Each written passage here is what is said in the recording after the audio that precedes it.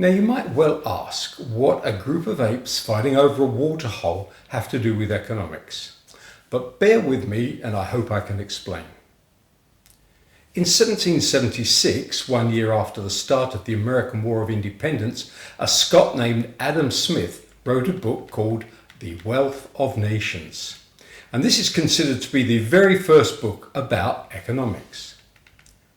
Now, since then, many different ideas about economics have been proposed, with names such as neoliberalism, Marxism, communism, socialism, Keynesianism, many of which have become known as schools of thought, such as the Austrian School or the Chicago School. But there's one business idea that's been in existence since the dawn of time and which still runs today, and that is the zero-sum game.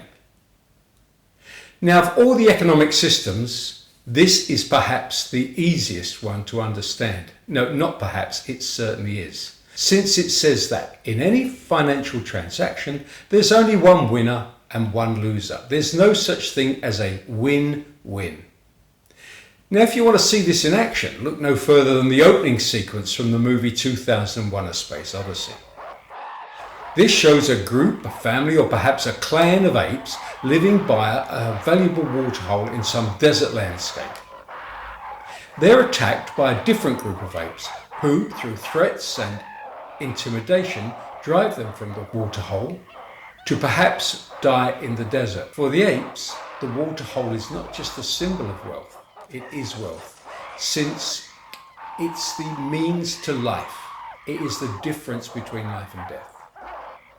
Now that quite simply is the story of economic thought for thousands of years. The only way to gain wealth was to take it from someone weaker.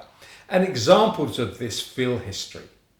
In the 5th century, the Goths sacked Rome not for the beautiful Mediterranean beaches, but for the gold and silver.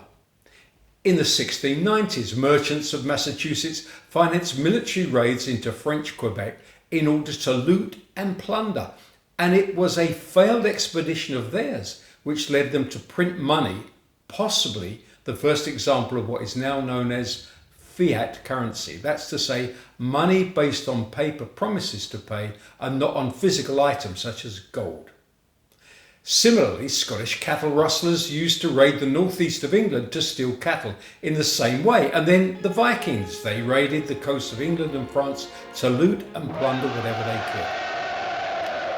Popular in the 1950s were holiday movies about pirates, and in fact pirates are a perfect example of the zero-sum game. Not only were they popular in the 50s, they're popular even today with the franchise The Pirates of the Caribbean. Pirates simply overwhelm their victims with military power and take everything of value. But the reason it's called a zero-sum game is that there's no actual gain in economic wealth. What one side wins, the other side loses. Slavery operates in exactly the same way. The enslavement of the English inhabitants of Devon and Cornwall by African pirates may be dwarfed by the scale of slavery from Africa, but the principle's the same. And it's worth noting here that slavery did not officially end in all of Europe until quite recently and continued in the Middle East until well before the Second World War. In fact, many now say that slavery still exists in these areas, though it is strictly speaking illegal. Previously, it was believed that the population of Easter Island died out because it consumed all of the land's resources. But a more modern theory suggests that in fact the entire population was captured by slavers who took them to work in South America. Once again, the zero-sum game in action, only winners and losers. Of course, within settled communities, trade, as we understand it today, is able to flourish, and gradually laws have been put into place to manage these transactions. We could say that today we try to pursue trading policies of win-win, where both parties of a transaction gain, and this of course relies on both parties in the transaction obeying the same rules and being able to settle any disputes between them in the framework of laws. However, there's one big problem with this, and this is that the parties need to be of equal standing. They need to be equal in finance and in power. Now, let me give you an example of what I'm talking about. Let's say you're building a casino And within that casino, you need some pianos for entertainment. You contract with a piano supplier and agree the price for pianos. But when the pianos have been delivered and the supplier sends in his invoice for payment, his customer simply says no, saying, I'll pay you 30% less. Now, if he doesn't agree with this, he may well be able to stay in business, but he could well go bust, because if he takes his powerful customer to court for his money, the case could take months, if not years, to be heard, and tie up his capital for all of that period. Courts cost money. They are not a free public service. If the customer is rich, he can simply use legal tricks to frustrate the attempts to get the money. You may, of course, believe that this is wrong, unethical, not how normal beings should behave, but this is in fact the business method of Donald Trump.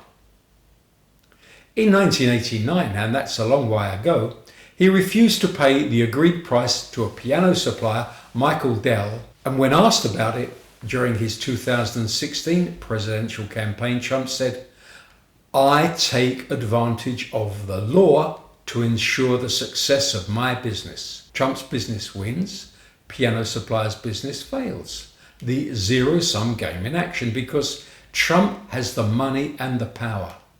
In fact, over 60 court cases have been begun against Trump for this very questionable tactic. Now, you may well ask then how Trump manages to go bankrupt 6 times if he's so good at taking advantage of the law. But that is another story, and a story for a different time. For this, the story of the zero-sum game, we then have to consider its much more sophisticated form known as mercantilism. This is the idea that nations' wealth is based on the imbalance of trade, where one country sells as much as possible to another country, but doesn't buy much from them. In this way, the country selling gets richer and the country buying gets poorer. It could be said that this trading policy is in fact piracy without bloodshed, but maybe not. Now, before I close, may I tell you a little about myself? I've been working since I was 16, and that's over 60 years ago.